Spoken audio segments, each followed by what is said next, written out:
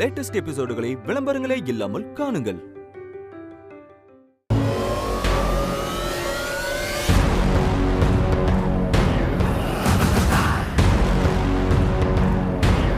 ஏங்க, கோர்ட்டுக்கு போறதுக்கு இன்னும் டைம் இருக்கு. இல்ல ஆதிரா, ஜட்ஜ் ரொம்ப ஸ்ட்ரிக்ட். டிலே ஆகுறத பொறுத்துக்கவே மாட்டாரு. நம்ம கேஸ் லிஸ்ட்ல வர்றதுக்கு இன்னும் 1/2 மணி நேரம் எடுக்கும். நான் ஏற்கனவே வக்கீல் கிட்ட பேசிட்டேன். அவர் லிஸ்ட மாத்தி போடுறத சொல்லிட்டாரு. அதனால கேஸ் லிஸ்டுக்குள்ள வர்றதுக்குள்ள நம்ம போயிடலாம்.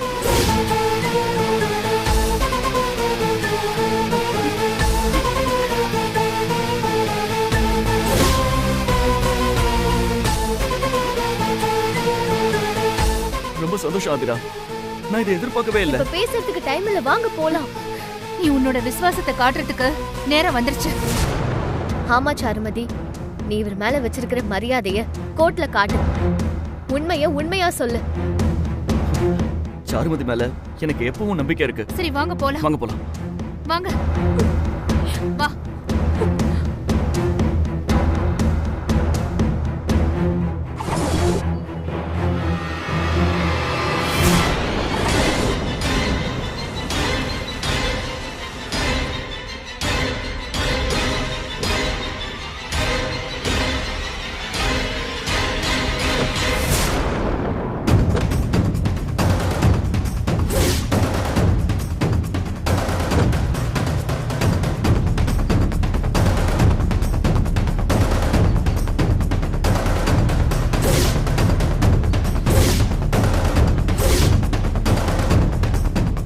என்னடா முழிக்கிற?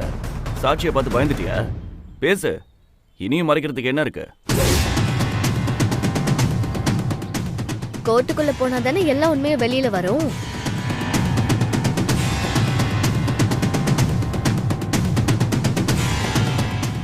என்ன, உண்மையை சந்திக்க ரெடியா இருக்கியா? சாருமதி, தைரியமா சொல்லு. இதான் உனக்கான லாஸ்ட் சான்ஸ். இதை மட்டும் மிஸ் பண்ணிடாத.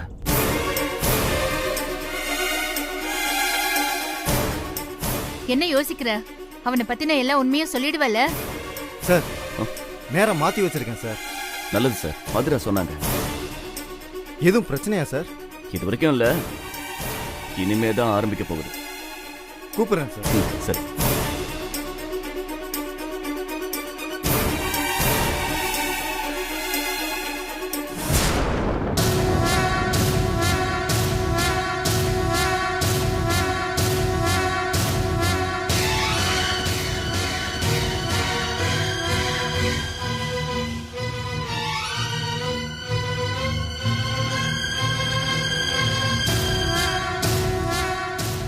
சார் வாங்க. ஓகே வாங்க சாருமதி, ஆதிரா வாங்க போலாம். வாங்க.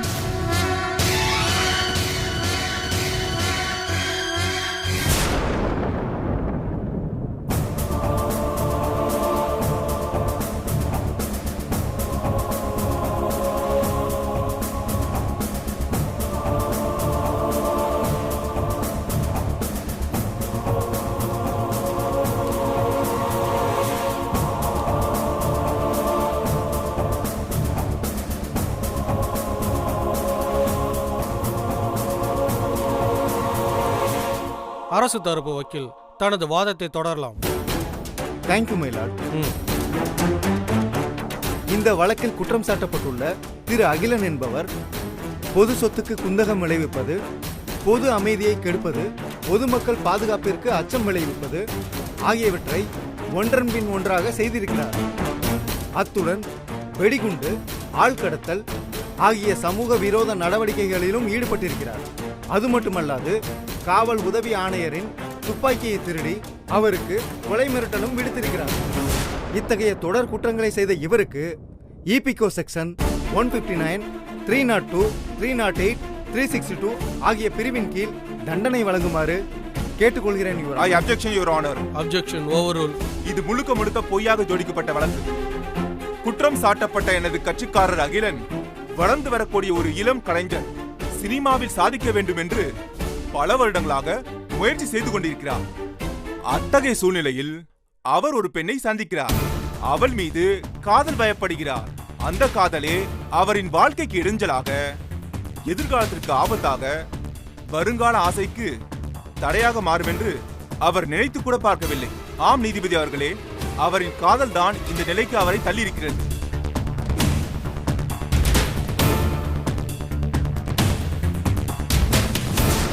அவர் காதலித்தது வேறு யாரும் இல்லை, காவல் உதவி ஆணையர் திரு திருமாறன் அவர்களின் மனைவி.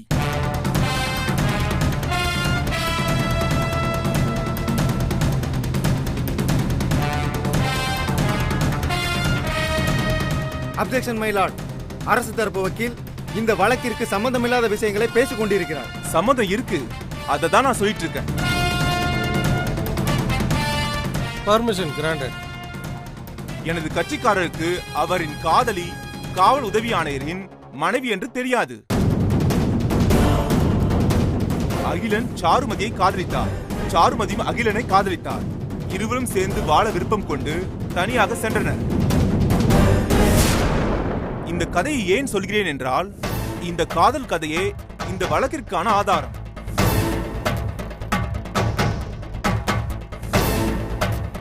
தன் மனைவி இன்னொருவனை விரும்பிய ஒரே காரணத்திற்காக காவல் ஆணையர் அகிலன் மீது பகை கொண்டார், தீராத கோபம் கொண்டார். அகிலனை ஒழித்து கட்ட வேண்டும் என்று வஞ்சம் எடுத்துக் கொண்டார்.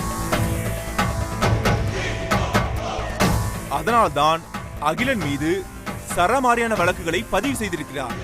இந்த வழக்குகள் எதற்கும் ஆதாரமில்லை, எந்த முகாந்தரமும் இல்லை. இது முழுக்க முழுக்க போலி காகிதத்தால் உருவாக்கப்பட்ட ஒரு பொய் வழக்கு. ஆதலால் எனது கட்சிக்காரர் நிரபராதி என தீர்ப்பளித்து விடுதலை செய்யுமாறு பணியோடு கேட்டுக்கொள்கிறேன்.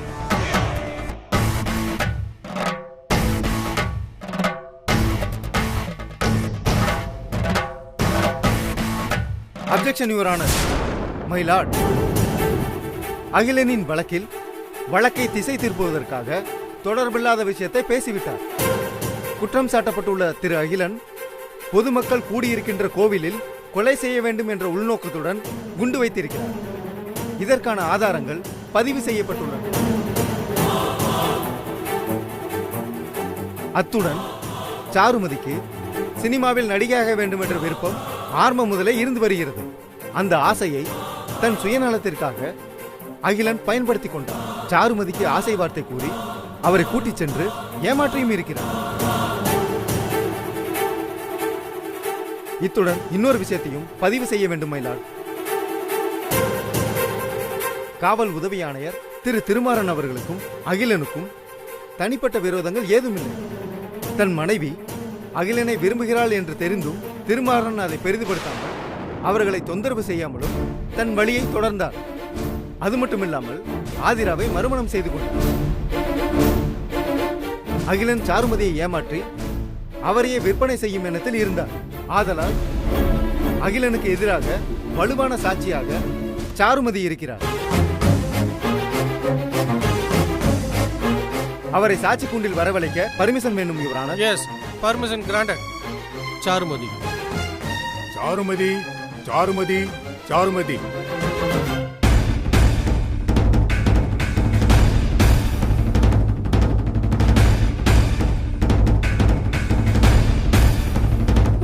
ஏய், ஒழுங்கா எல்லாத்தையும் சொல்லு.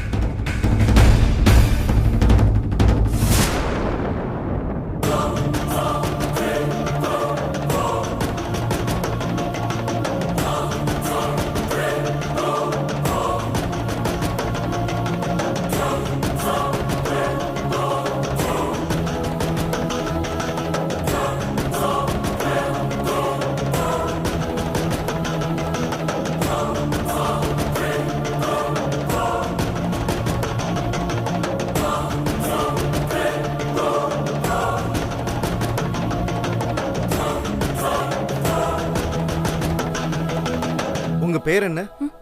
சாருமதி. அகிலனை பத்தின முழு விவரத்தையும் நீங்களே கோர்ட்டுக்கு சொல்லுங்க. உங்களை ஏமாத்தினதுல இருந்து கோயில்ல குண்டு வச்சது வரைக்கும் எதையும் மறைக்காம சொல்லுங்க.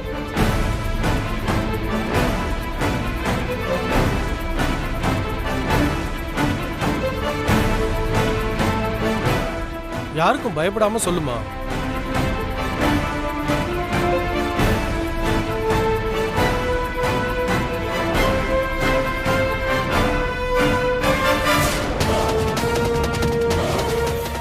பேசுங்க சாருமதி.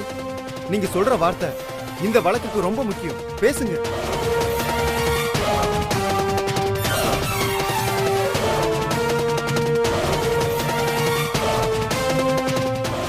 நேரம் போயிட்டே இருக்கு சாருமதி. சொல்ல விரும்புறத சொல்லுங்க.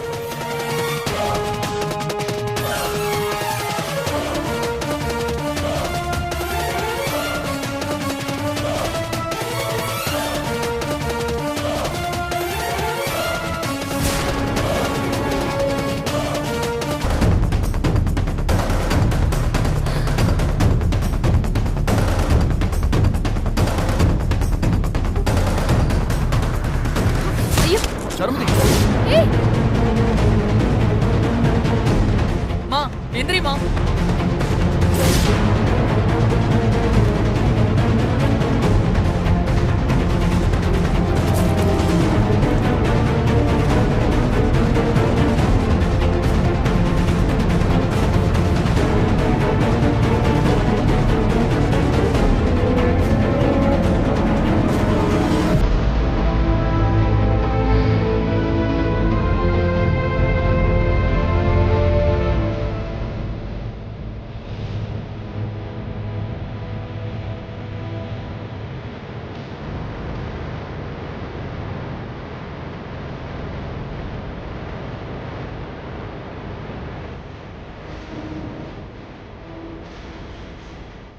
சரமதி பார்த்து நம்மளுக்கு கொஞ்சம் கூட்டு போ. ஓகேங்க சார்.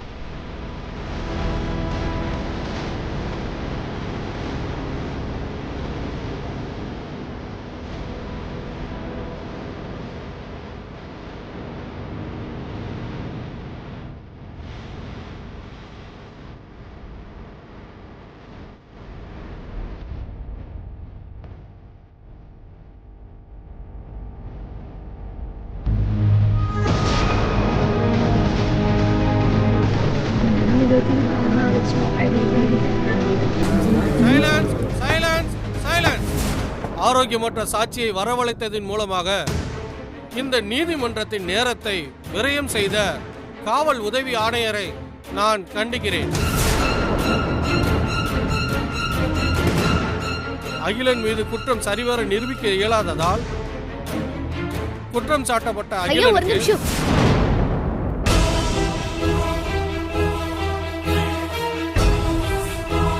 அகிலனுக்கு எதிரே என்கிட்ட சாட்சி இருக்குங்க ஐயா. அம்மா அங்கிருந்து சொல்லக்கூடாதுமா, கூண்ட்ல வந்து சொல்லுங்க.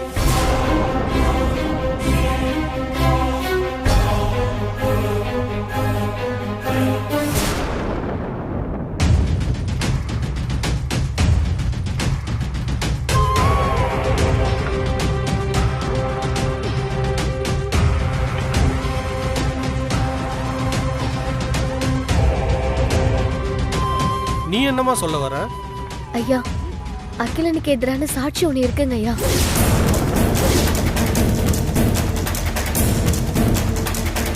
திடீர்னு எல்லாம் கூட்டிட்டு வந்து நிறுத்த முடியாதுமா. ஐயா ஏற்கனவே சேர்க்கப்பட்ட சாட்சி தான் ஐயா. அதுலயும் நினைச்சிருக்கு. ப்ளீஸுங்க ஐயா கொஞ்சம் பாருங்க.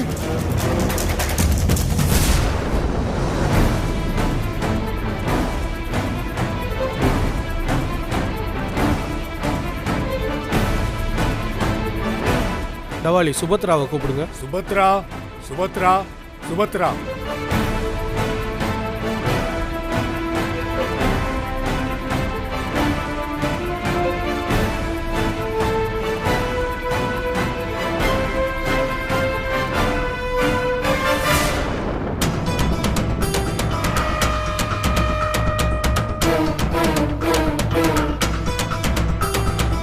அப்ப நான் அரை மயக்கத்துல இருந்தேங்க ஐயா. என் மேல வெடிகுண்ட கட்டி விட்டுட்டாங்க. அகிலன் தான் முன்னாடி நின்னு இறுக்கமா கட்டுங்கன்னு அதட்டுனா. நான் அகிலனோட முகத்தை நல்லா பார்த்தேன். என்ன விறகுல கட்டி குழிக்குள்ள தள்ளிட்டாங்க. நான் செத்துட்டேன்னு நினைச்சேன். என் மகதான் என்ன காப்பாத்துனா.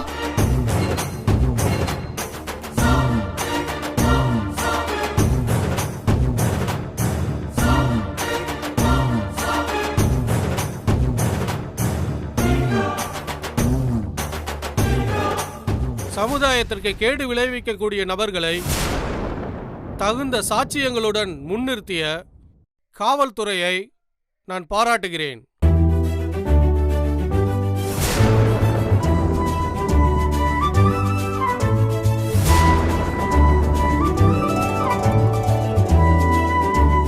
அத்தோடு மட்டுமில்லாமல் அசட்டு துணிச்சலில் எதிர்காலத்தை இழக்கும் பெண்களுக்கு இந்த வழக்கு ஒரு பாடமாக அமையட்டும் என குறிப்பிடவும் செய்கிறேன். அகிலனை தொடர் விசாரணை செய்து அவனுக்கு உடந்தையாக இருந்த சமூக விரோத கும்பலை கண்டுபிடித்து கோர்ட்டில் சமர்ப்பிக்குமாறு காவல்துறைக்கு அறிவுறுத்துகிறேன்.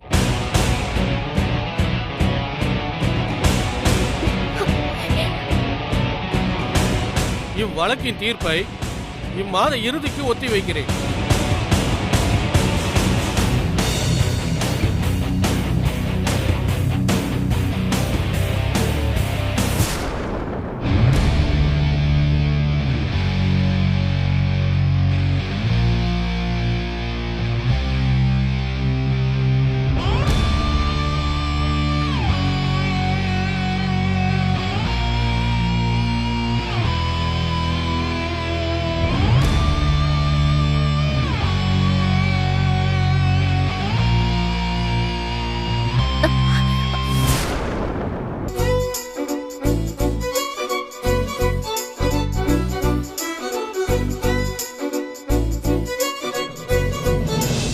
ரொம்ப தேங்க்ஸ் ஆதிரா, பெரிய விஷயம் பண்ணிட்டேன்.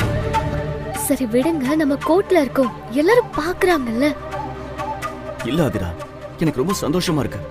நீ மட்டும் இல்லைன்னா என் பேரை கெட்டு போயிருக்கோம். எனக்கு எப்படி நன்றி சொல்றதுன்னே தெரியல. சரிங்க, நம்ம வீட்ல போய் பேசிக்கலாம். நினைச்சா எனக்கு ரொம்ப பெருமையா இருக்கு ஆதிரா.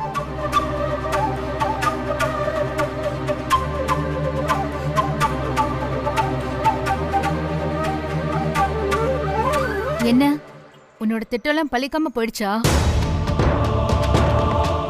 மொத்தத்தையும் ஆதிரா தவிடு பொடி ஆக்கிட்டால? எரிச்சலா இருக்கா? எனக்கே தெரியாது. கடைசி நேரத்துல தான் ஆதிரா சொன்னா. என் பொண்ணை பத்தி நானே பெருசா சொல்லக்கூடாது, இருந்தாலும் சொல்லாம இருக்க முடியல. ஆதிரா பயங்கர புத்திசாலி. அவ சின்ன வயசுல இருந்தே அப்படிதான். யாருமே எதிர்பார்க்காத நேரத்துல யாருமே யோசிக்காத விஷயத்த கச்சிதமா செஞ்சு முடிச்சிருவா. அப்புறம் உன் அகில வெளிய வரவே முடியாது. அவனை சந்திக்கணும்னா நீ உள்ளதான் போகணும். என்ன நான் சொன்னது புரியுதா? உன்னை கூடிய சீக்கிரம் உள்ள தள்ளிடுவோன்னு சொல்றேன். அதுக்கான வேலையெல்லாம் ஆதிரா ஆரம்பிச்சிட்டா. தப்பு பண்ணிட்ட சாருமதி. நீ திரும்பவும் வீட்டுக்குள்ள வந்திருக்கவே கூடாது. மீன் வலைக்குள்ள மாட்டிக்கிட்ட மாதிரி நீ வசமா சிக்கிக்கிட்ட.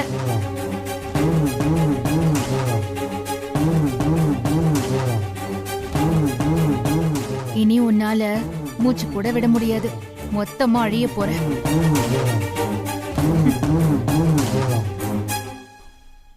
உனக்கு நன்றி சொல்றதுக்கு வார்த்தையே இல்லாதிரா. அது என்னோட கடமைங்க. ஒரு வைஃபா நான் என்ன செய்யணுமோ அதைத்தான் நான் செஞ்சேன். மனைவிக்கே அர்த்தம் நீதான் ஆதிரா. உன்ன மாதிரி ஒரு பொண்டாட்டி இருந்தா எந்த பிரச்சனையா இருந்தாலும் தூசி மாதிரி தொடச்சிடலாம். ரொம்ப புகழாதீங்க. என்ன பொறுத்த வரைக்கும் ஒன்னே ஒண்ணுதாங்க, நீங்க தோத்துறக்கூடாது. என் புருஷன் யாரு முன்னாடியும் தலை குனிஞ்சு நிக்க கூடாது. அதுல நான் ரொம்ப கவனமா இருப்பேன்.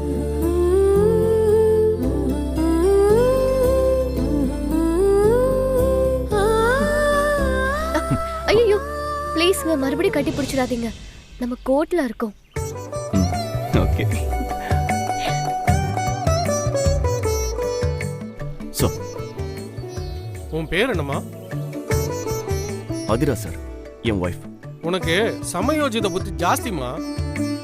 நீ மட்டும் லாயர் ஆனா கோர்ட்டையே வசப்படுத்திடுவேன். வர்ற கேஸையெல்லாம் உண்டு இல்லைன்னு பண்ணிடுவேன். வக்கீலுக்கு படிக்கிறியா? என்னம்மா பதில் சொல்ல மாட்டேங்கிற? படிக்கிறேங்க ஐயா. திருமாறன் அட்மிஷன் போட்டுருங்க. Sure sir.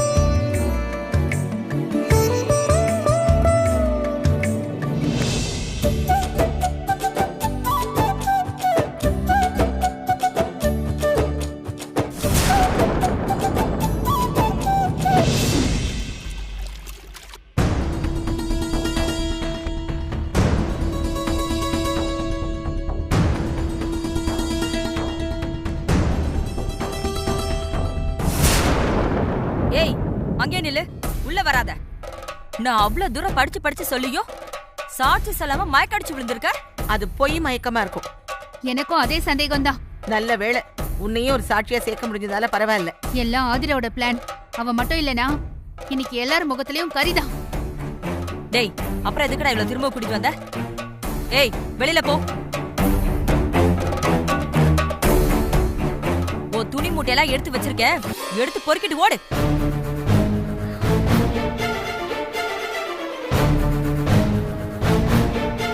டேய், இதுக்கு தாண்டா அவளை நம்பாதன்னு தலையிலே அடிச்சுக்கிட்டேன். இப்ப என்ன ஆச்சு? மொத்தத்தையே கவுத்துட்டு வந்திருக்கா. சத்தியமா நான் வேணும்னு செய்யல. இதை ஏற்கனவே பேசி வச்சுக்கிட்டு தான் அகில சொன்ன மாதிரி இவன் நடந்துட்டு இருக்கா.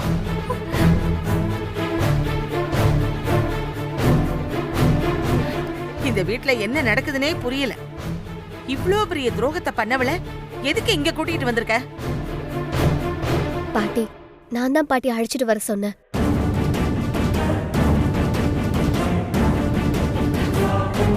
உனக்கு என்ன ஆச்சு ஆதிரா?